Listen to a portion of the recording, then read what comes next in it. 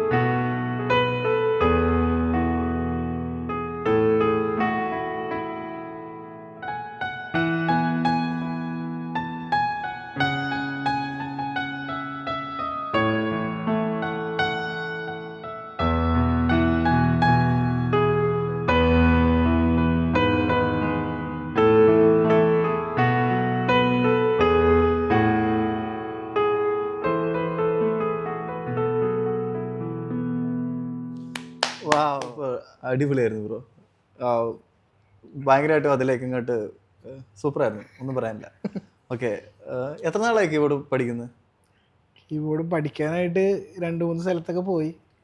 1 മാസമൊക്കെ പോയി, നിർത്തി. ബേസിക്കലി എൻ്റെ ഓർമ്മ വെക്കണ കാലം മുതൽ, അതായത് എനിക്കൊരു 2 വയസ്സൊക്കെ ഉള്ള സമയത്ത് അപ്പൻ്റെ അനിയൻ പള്ളിയിൽ കൊയറിൽ പാട്ട് പാടുമായിരുന്നു. ഓക്കെ, അപ്പോൾ പേപ്പൻ്റെ കൂടെയാണ് ഞാൻ പള്ളിയിൽ പോണത്. പേപ്പൻ്റെ കൂടെ പള്ളിയിൽ പോയി പേപ്പൻ്റെ കൂടെ കൊയറിലിരുന്ന്. അപ്പോൾ അന്ന് ഒരു 90s ആ കാലഘട്ടങ്ങളിൽ harmonium, tabla, triple drum, xylophone, അപ്പോൾ ഇങ്ങനെ ഫുൾ ഇൻസ്ട്രുമെൻസിൻ്റെ ഇടയ്ക്കൊക്കെ ഇരുന്നിട്ടാണ് എൻ്റെ മനസ്സിൽ ചെറിയ ചെറിയ ഓർമ്മകളുള്ളതൊക്കെയാണ്. അപ്പോൾ അങ്ങനെയൊക്കെ ആയിരിക്കാം നമുക്ക് ആ മ്യൂസിക്കിനോടൊരു ഇൻട്രസ്റ്റൊക്കെ വന്നത്. പിന്നീട് സ്കൂളിൽ പഠിച്ചൊക്കെ തുടങ്ങിയെങ്കിലും ശരിയായില്ല. 4ാം ക്ലാസ്സിൽ പഠിക്കുമ്പോൾ നമ്മുടെ പള്ളിയിലെ വികാരി അച്ഛൻ ഇതേപോലെ പഠിപ്പിക്കേണ്ടതെന്ന് പറഞ്ഞ് അങ്ങനെ ഹാർമോണിയത്തിൽ വായിച്ചാണ് പഠിച്ചു തുടങ്ങിയത്. ഹാർമോണിയത്തിൽ ചേട്ടന്മാർക്ക് ഇങ്ങനെ ആട്ടി അവർ വായിക്കുമ്പോൾ, കാരണം ക്യൂ നിൽക്കണം, ഒരു ഹാർമോണിയാണ് ഉള്ളത്. പിന്നീട് ഒരു പോയിന്റ് എത്തിക്കഴിഞ്ഞ് കഴിഞ്ഞപ്പോൾ എല്ലാവരും പോയി, ഞാൻ മാത്രമായി അച്ഛൻ്റെ ശിഷ്യനായിട്ട്. അങ്ങനെ അവിടെ നിന്ന് പയ്യെ വായിച്ച് പഠിച്ച് പിന്നെ സ്വന്തമായിട്ട് പഠിച്ചു. വീട്ടിൽ ഇൻസ്ട്രുമെന്റ് ഉണ്ടായിരുന്നു, കീബോർഡ് ഞാൻ കുറേ വാശിയൊക്കെ പിടിച്ച് 9ാം ക്ലാസ്സിലാണ് എനിക്ക് ആദ്യമായിട്ട് മേടിച്ചു തന്നത്. 9ാം ക്ലാസ്സിലാണ് കീബോർഡ് കിട്ടുന്നത്. പക്ഷേ ഞാൻ എന്ത് ചെയ്യുന്നു വെച്ച് കഴിഞ്ഞാൽ, ദിവസം സ്കൂൾ വിട്ട് വന്നിട്ട് വൈകുന്നേരം പള്ളിയിൽ പോകും. പള്ളിയിൽ പോയി പള്ളിയിലെ ഹാർമോണിയത്തിൽ വായിച്ച്, അങ്ങനെ ഹാർമോണിയത്തിൽ ഒരു 1-2 വർഷം വായിച്ച് കഴിഞ്ഞപ്പോൾ പള്ളിയിൽ ചെറിയൊരു കീബോർഡ് ഉണ്ടായിരുന്നു. അപ്പോൾ അച്ഛൻ ആ കീബോർഡ് വായിക്കാൻ തരും. ഈ ഹാർമോണിയത്തിൽ നിന്ന് കീബോർഡിലേക്കുള്ള ട്രാൻസിഷൻ അതെങ്ങനെയായിരുന്നു? അത് നമ്മൾ 2 വായിക്കാൻ നമുക്ക് അറിയത്തില്ല. ഓക്കെ, കോഡ്സ് എന്താണെന്ന് അതൊക്കെ നമുക്ക് അങ്ങനെ വലിയ കാര്യമായിട്ട് അറിയില്ല. അപ്പോൾ ഹാർമോണിയത്തിൽ ചെറിയൊരു ഇത്രയുള്ളൊരു ചെറിയ കീബോർഡ്, അപ്പോൾ അതിൽ വായിച്ച് പഠിച്ച്. പിന്നീട് പള്ളിയിലെ മെയിൻ കൊയറിലെ ചേട്ടന്മാരൊക്കെ വായിക്കണ മെയിൻ കീബോർഡ് ഉണ്ടായിരുന്നു. അങ്ങനെ ഇതേപോലെ അതിലോട്ട് വായിച്ച്. അപ്പോൾ അന്ന് ചേട്ടന്മാരൊക്കെ വായിക്കുമ്പോൾ ഇങ്ങനെ സൈഡിൽ ഇങ്ങനെ നിന്ന് കണ്ട്, അങ്ങനെയാണ് അതിൻ്റെ ഒരു ബേസിക് തുടങ്ങിയത്. ഓക്കെ, സാറിൻ്റെ വീട് എവിടെയാ? എൻ്റെ വീട് നാട്ടിൽ തൃശ്ശൂർ, മാളയിൽ കുണ്ടൂർ എന്ന് പറയുന്ന സ്ഥലമാണ്. ഓക്കെ. അപ്പോൾ നാട്ടിൽ വെച്ച് നമ്മൾ പ്രോഗ്രാംസിനൊക്കെ പോകുമായിരുന്നോ? ഞാൻ ആദ്യമായിട്ട് പോണത് കഥാപ്രസംഗത്തിന് ഹാർമോണിയം വായിക്കാനാണ്. കാരണം ഞാൻ ഈ പറഞ്ഞ ഹാർമോണിയം പഠിച്ചല്ല വായിച്ച ഒരു ഇതുള്ളത് കൊണ്ട് അങ്ങനെ ഹാർമോണിയം വായിക്കാൻ അറിയുന്നവർ ചോദിച്ചപ്പോൾ അങ്ങനെ സെലക്റ്റായി കഥാപ്രസംഗത്തിൽ ഹാർമോണിയം വായിക്കാൻ. പിന്നീട് ഓർക്കസ്ട്രയിലും സ്കൂൾ കലോത്സവങ്ങളിലൊക്കെ പങ്കെടുക്കാനൊക്കെ ആയിട്ട് അങ്ങനെ അതിൻ്റെ ഭാഗമായിട്ട് അങ്ങനെ പോയി.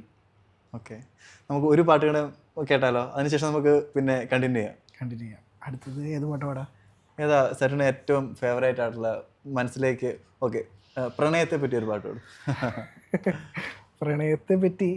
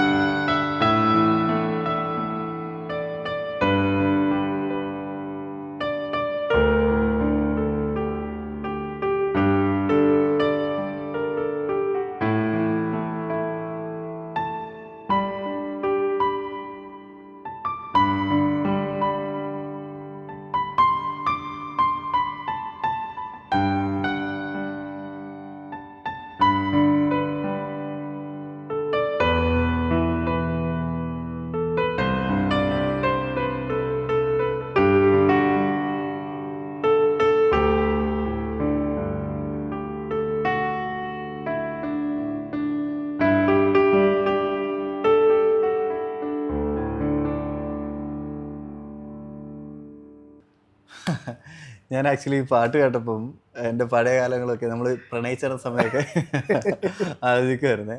ഓക്കെ, അടിപൊളിയായിരുന്നു. ഭയങ്കര ടച്ചിങ് ആയിരുന്നു. ഇഷ്ടമായി, ഒത്തിരി ഇഷ്ടമായി. ഓക്കെ, അപ്പോൾ നമ്മളെന്താ പറഞ്ഞുകൊണ്ടിരുന്നത്? നമ്മളിപ്പോൾ സ്കൂളിലെത്തി. Okay okay. സാറിന് ഇപ്പോൾ എന്താ ചെയ്യുന്നത്? ഞാനിവിടെ ദുബായിൽ വർക്ക് ചെയ്യുന്നു. ഇപ്പോൾ 10 വർഷം ആകാൻ പോകുന്നു. 2025 സെപ്റ്റംബർ ആകുമ്പോഴത്തേക്കും 10 വർഷമാവും ദുബായിൽ വന്നിട്ട്. ഫാമിലി കൂടെ ഉണ്ട്, വൈഫും 2 പിള്ളേരും. 2 പിള്ളേരുണ്ട്. 3ാമത്തെ കൊച്ച് on the way. Okay, super, അടിപൊളി. എത്ര മാസമായി? ഇപ്പോൾ 4 മാസം. Very nice. അപ്പോൾ അത് സൂപ്പറായി. അപ്പം ഇതൊക്കെ വായിച്ചായിരിക്കും നമ്മളല്ലേ പിള്ളേർ ഉറക്കാനൊക്കെ? ഇതൊന്നും വായിച്ചു, ഇത് ഓപ്പൺ ചെയ്ത് കഴിഞ്ഞാൽ പിള്ളേർ 4 സൈഡിൽ നിന്ന് പറഞ്ഞ പോലെ. അപ്പോൾ വീട്ടിലിരുന്ന് വായിക്കാറില്ല? കീബോർഡ് വളരെ കുറവാണ്. ആൺപിള്ളേരാണോ പെൺപിള്ളേരാണോ? 2 ആൺപിള്ളേരാണ്. മൂത്താള് ഡാനിയൽ, 2ാമത്തെ ആള് ഡേവ്, വൈഫിന്റെ പേര് റിൻസി. Okay okay. എവിടെ വർക്ക് ചെയ്യുന്നത്? എന്തായിട്ട് വർക്ക് ചെയ്യുന്നത്? ഈ സെയിം ഫീൽഡാണോ വർക്ക് ചെയ്യുന്നത് അതോ? അല്ലല്ല, ഞാൻ എഞ്ചിനീയർ ആയിട്ടാണ്. ഞാൻ ബേസിക്കലി മെക്കാനിക്കൽ എഞ്ചിനീയർ ആണ്. പക്ഷേ സിവിൽ, ഇൻഫ്രാസ്ട്രക്ചർ അങ്ങനെ എല്ലാം മിക്സ് ആയിട്ടാണ് എക്സ്പീരിയൻസ് ഉള്ളത്. Okay okay. അപ്പോൾ ഈ ജോലിയുടെ കൂടെ ഈ എങ്ങനെയാണ് ഈ മ്യൂസിക്കിനെ നമ്മൾ കൊണ്ടുപോകുന്നത്? ജോലിയുടെ കൂടെ എന്ന് പറഞ്ഞു കഴിഞ്ഞാൽ ഞാൻ അങ്ങനെ പ്രൊഫഷണലായിട്ട് ഇവിടെ വേറെ ഇതിലൊന്നും വായിക്കണില്ല. പക്ഷേ പള്ളികളിൽ ജീസസ് യൂത്തിൻ്റെ ഭാഗമായിട്ട് അതിൻ്റെ ഒരു ബാൻഡ് ഉണ്ട് ഇവിടെ, ഫെയ്ത്ത് ഫാക്ടർ എന്ന് പറയും. അപ്പോൾ ഫെയ്ത്ത് ഫാക്ടറിൽ വായിക്കും. പിന്നെ ഈ പറഞ്ഞ പോലെ ഏതെങ്കിലും ദുബായോ ഷാർജയോ അങ്ങനെ ആരെങ്കിലുമൊക്കെ വിളിക്കുമ്പോൾ അവിടെ നമ്മൾ പോയിട്ട് അവരെ ഹെൽപ്പ് ചെയ്യും, മ്യൂസിക്കിൽ ഹെൽപ്പ് ചെയ്യും. അങ്ങനെയാണ് മ്യൂസിക് ഇപ്പോൾ കൊണ്ടുപോകുന്നത്. പ്രാക്ടീസും കാര്യങ്ങളൊക്കെ റെഗുലറായിട്ട് ചെയ്യുന്നുണ്ടോ? പ്രാക്ടീസ് വളരെ കുറവാണ്. പിന്നെ ഇപ്പോൾ നമ്മൾ പ്രോഗ്രാമിനോടനുബന്ധിച്ചുള്ള പ്രാക്ടീസ് അങ്ങനെയൊക്കെ വരുമ്പോൾ. പക്ഷേ അത് കൂടാണ്ട് നമ്മുടെ ബാൻഡിൻ്റെ പ്രാക്ടീസ് നമുക്ക് റെഗുലർലി എല്ലാ മാസവും കണ്ടിന്യൂസ് ആയിട്ട് പോകുന്നുണ്ട്. അങ്ങനെ പള്ളിയോട് കൂടെ നിന്നിട്ട് ഉള്ളൊരു പരിപാടിയാണ് നമ്മളിപ്പോൾ നിലവിലുള്ളത്. കൂടുതലായും ചെയ്യുന്നത്. സ്വന്തമായിട്ട് എന്തെങ്കിലും കമ്പോസിഷൻസ് അങ്ങനെ കാര്യങ്ങളൊക്കെ ചെയ്യാറുണ്ടോ? പണ്ട് ട്രൈ ചെയ്തിരുന്നു. പപ്പ ഒരിക്കൽ പാട്ട് എഴുതിയിട്ട് മ്യൂസിക് ഒക്കെ കൊടുത്തു. പാട്ട് എഴുതുമോ? പപ്പ പാട്ട് പാടും. പപ്പായും മോനും കൂടി ഇരുന്ന് ഒരുമിച്ച് അങ്ങനെ. അപ്പോൾ അങ്ങനെ പപ്പ പണ്ട് ഇതെല്ലാം എഴുതിയിട്ട് അതിന് ഞാൻ ട്യൂൺ കൊടുത്തിട്ടുണ്ട്. പക്ഷെ അതൊന്നും പുറത്തോട്ടൊന്നും വന്നിട്ടില്ല. പക്ഷെ അങ്ങനെ മ്യൂസിക് കമ്പോസിങ്ങിലോട്ട് ഞാൻ അങ്ങനെ നമ്മൾ ജോലിയുടെ തിരക്കുകളും കാര്യങ്ങളൊക്കെ ആയിട്ട്. അല്ല, ഇനിയും ട്രൈ ആവുന്നുള്ളൂ. സമയമുണ്ട്, നമുക്ക് നോക്കാവുന്നേ ഉള്ളൂ. പക്ഷെ ഞാനീ പറഞ്ഞല്ലേ, മ്യൂസിക്കിനായിട്ട് അങ്ങനെ ഒരു സമയം ശരിക്കും പറയുകയാണെങ്കിൽ മാറ്റി വെച്ചല്ലേ, ചെറിയൊരു മടിയുണ്ട് അതിൻ്റെ ഭാഗമായിട്ട്. പക്ഷേ സാറിന് അടിപൊളിയായിട്ട് വായിക്കുന്നുണ്ട്. അപ്പം കുറച്ചുകൂടെ സമയം കൊടുക്കുകയാണെങ്കിൽ മേ ബി അല്ലേ? തീർച്ചയായിട്ടും ശ്രമിക്കണം എന്ന് ഞാൻ എന്നും വിചാരിക്കും. പക്ഷേ ഈ പറഞ്ഞ പോലെ ഓരോ ജീവിത സാഹചര്യങ്ങളും തിരക്കുകളൊക്കെ ആയിട്ട് അങ്ങനെ പോകണു. കാരണം എനിക്ക് ഡ്യൂട്ടി ഷിഫ്റ്റാണ്. അപ്പോൾ അതുകൊണ്ടുള്ള എന്താ പറയുക, റുട്ടീൻസൊക്കെ ഇങ്ങനെ മാറി മറിഞ്ഞൊക്കെ വരും അങ്ങനെ. അപ്പോൾ അതുകൊണ്ട് പ്രാക്ടീസിനായിട്ടുള്ള സമയം കുറവാണ് ശരിക്കും. നമുക്ക് ഒരു അവസാനത്തെ ഒരു പാട്ടും കൂടെ നമുക്ക് കേട്ടാലോ? നമുക്ക് കുറച്ച് സമയമുള്ളത് കൊണ്ട് ഒരു പാട്ടാണെങ്കിൽ തീർച്ചയായിട്ടും നമുക്ക് വൈൻഡപ്പ് ചെയ്യാം. അപ്പോൾ ഈ സ്റ്റീഫൻ ദേവസിനെ എനിക്ക് ഭയങ്കര ഇഷ്ടമായിരുന്നു. നമുക്ക് എല്ലാവർക്കും പുള്ളിയുടെ ഒരു ശൈലി, കാരണം നമ്മൾ ആദ്യമായിട്ടാണ് അങ്ങനെ ഒരു ശൈലി കാണുന്നത്.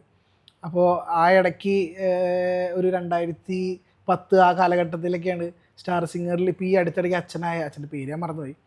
അപ്പോൾ അച്ഛൻ സ്റ്റാർ സിംഗർ അല്ല, അതുപോലെ ഏതൊരു റിയാലിറ്റി ഷോയിൽ പാടിയ ഒരു ഭക്തിഗാനത്തിൻ്റെ റൗണ്ട് ഉണ്ടായിരുന്നു. ആ പാട്ട് എനിക്ക് അന്ന് സ്റ്റീഫൻ ദേവസി വായിക്കുന്ന ശൈലിയും അച്ഛൻ പാടുന്ന ശൈലിയൊക്കെ ഭയങ്കര ഇഷ്ടമായിരുന്നു. അപ്പോൾ അത് കേട്ട് പഠിച്ച ആ പാട്ട് ഞാൻ ലാസ്റ്റായിട്ട് വായിച്ചത്. നമുക്ക് ഭക്തിഗാനാണ്. നൈസ്.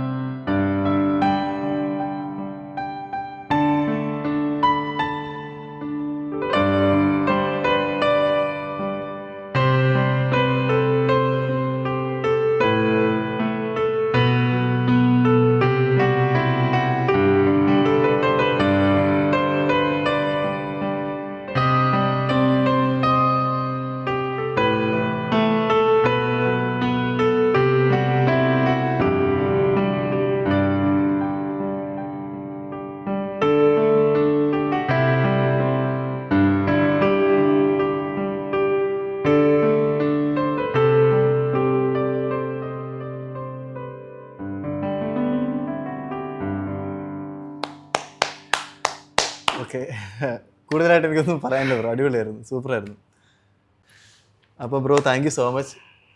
ഇത്ര നേരം നമുക്ക് വേണ്ടിയിട്ട് കുറേ നേരം എടുത്തു നമ്മൾ ഈ ഒരു എപ്പിസോഡ് ഷൂട്ട് ചെയ്ത് കഴിയാൻ വേണ്ടിയിട്ട്. ആദ്യത്തെ ഒരു കുറച്ച് എപ്പിസോഡുകളെ നമ്മളിപ്പോൾ ആയിട്ടുള്ളൂ. അപ്പം ഞാൻ അതിൻ്റെ പഠിച്ച് വരുന്നേ ഉള്ളൂ എങ്ങനെ എടുക്കുന്നതെന്നൊക്കെ. അതുകൊണ്ടാണ് ഇപ്പം കുറേ ബുദ്ധിമുട്ടുകൾ എനിക്കുമുണ്ട്.